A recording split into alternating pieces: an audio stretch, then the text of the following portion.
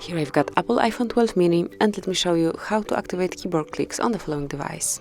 So let me show you at first that now it is muted, so you cannot hear any tap of mine, but if you would like to change it, just reach the settings, then find and select sounds and haptics. And here scroll down to the very bottom of the list where you will notice keyboard clicks, so just mark it, and from now on you will be able to hear each of letter, each of digit that you are clicking. So this is it. This is how you can activate keyboard clicks in your Apple iPhone 12 mini. Thank you for watching. Please subscribe our channel and leave the thumbs up.